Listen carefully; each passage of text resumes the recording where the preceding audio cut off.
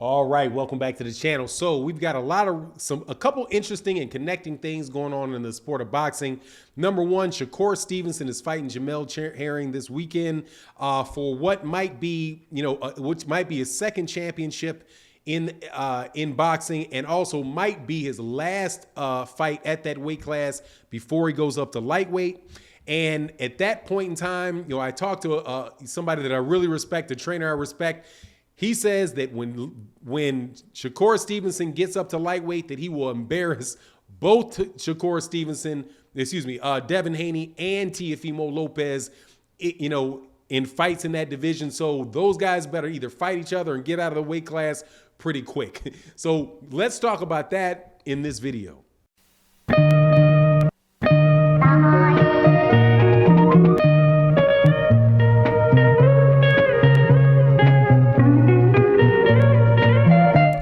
All right, welcome back to the channel. If you're a subscriber, if you're not a subscriber to the channel, please hit subscribe, hit like, share the videos and all that. If you are a subscriber, make sure you hit the bell, make sure you hit the like button. It'd be greatly appreciated. All right, man. So we got a really good fighter coming up this weekend, and it is going to be a good fighter coming up this weekend. And note that I'm saying that Shakur Stevenson is fighting for the WBO title against JAMEL Herring, in a fight that a lot of people in my live streams and my video ask me what I think about the fight. And really what I think about the fight is that you really have a good fighter against a fighter that could be very, very special in Shakur Stevenson. And I think that Shakur Stevenson is just going to outbox JAMEL Herring. More than likely, he's just going to win a unanimous decision and keep it pushing. However, when I was asking some sources that I have, people whose opinion that I really value, I don't give the names of people all the time, and that is because they don't like for that stuff to be put in the top of videos, because a lot of people then give them heat if they're misinterpreted or whatever. So just suffice it to say, that there are people that really believe that when we talk about the lightweight division, that is really where you're going to see Shakur Stevenson shine, and where you're really going to see a lot of questions answered about who are the best fighters in that weight class or around that weight class.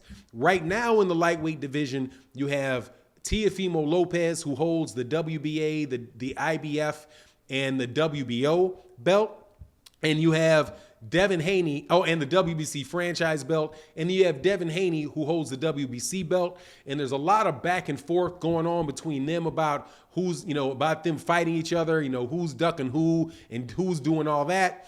So when I talked to this guy, I was like, well, what do you think about this whole thing with Devin Haney and Teofimo Lopez? I'm kind of split on who I think will win the fight. I'm not confused about whether the fight is going to happen or not, because I don't think that fight is going to happen. Right. I don't think that Bob Arum and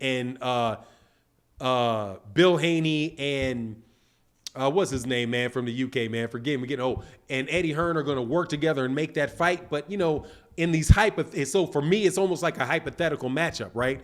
But with that aside, I was like, who do you really think is the best lightweight? Now, we're going to set aside, Vasily Lomachenko for a second, because I think that there really is an argument for Vasily Lomachenko. But I was really shocked, man, that he said it's not really going to matter when Shakur Stevenson goes there. Because when Shakur Stevenson goes there, even if Teofimo Lopez is there, Shakur Stevenson's going to embarrass Teofimo Lopez. He said if he's there and Devin Haney is the champion at those things, he's going to embarrass Devin Haney. And he really did talk about Shakur Stevenson as if Shakur Stevenson was just a level of talent and a level of skill above both of those guys. And it reminded me of something that Andre Ward had talked about, when Andre Ward was originally managing Shakur Stevenson. And he was like, look, a lot of these guys are really good fighters, but there's only a few fighters in boxing right now that can be all-time greats. And he said that he believed that Shakur Stevenson had everything it took to be an all-time great. Now, I know that sparring and all that stuff doesn't necessarily mean things, right? But I've actually watched the sparring for Shakur Stevenson and Devin Haney. My understanding was Devin Haney was a little bit young when he fought Shakur Stevenson.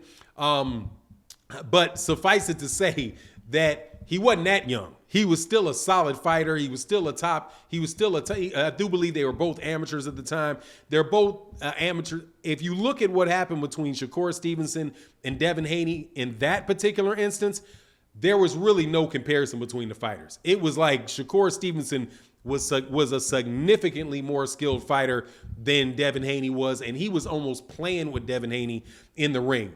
And from what I've seen, of each of those guys in the ring, I think that the big difference for Shakur Stevenson over Devin Haney and over Teofimo Lopez is going to be the fact that Shakur Stevenson is a southpaw. And just walking into those particular matchups, Shakur Stevenson is going to have a strategic advantage against both Teofimo Lopez and Devin Haney. I really wish that he would hurry up and go there and that there would be an opportunity for us to see those fights. But more than likely going down the line, and this is one of the things that are really bad about boxing, is that, Shakur Stevenson is probably going to stay a weight class behind Teofimo Lopez. Teofimo Lopez is already came in boxing as a really big 135 pounder, and he's probably going to be at 140 pounds. But when he gets to 140 pounds, Teofimo Lopez is going to be at 140 pounds for a while. If you look at the 147-pound landscape, you look at what they have going on at Top Rank, I don't think that you're going to see Teofimo Lopez get outside of 140 pounds. If not, in his whole career, definitely for several years until everybody's cleared out of that division that is pretty much there right now, because he has massive, in my opinion, massive disadvantages against guys like Jaron Ennis, against guys like Virgil Ortiz. Even if what he's asking for with Josh Taylor at 140 pounds, when they get up to 100, Josh Taylor is more than likely going to be at 147 pounds before he fights him. But I would see Teofimo Lopez being in the 140-pound division. Devin Haney himself, who was also a big 135-pounder, I see him chasing Teofimo Lopez to the 140-pound division and not staying there very much longer. And that whole thing at 135 clearing out for Shakur Stevenson.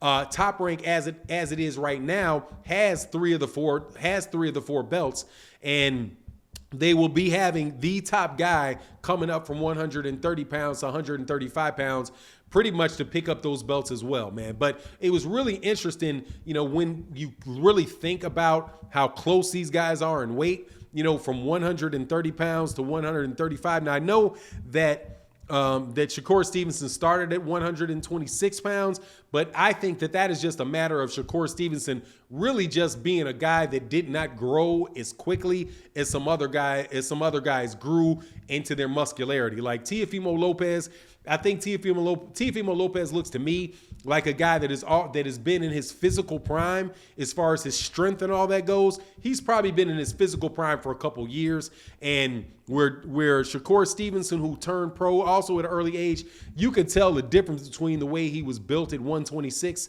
and what he looks like at 130. I think that he'll comfortably get up to 140 pounds, and hopefully these guys can fight.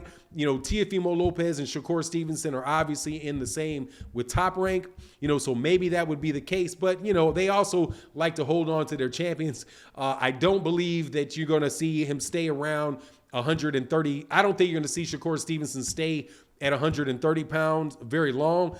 Number one, there's not a tremendous amount there. Maybe if he can jump and get the Oscar Valdez fight, because I'm sure that's what he wants to get, is the Oscar Valdez fight.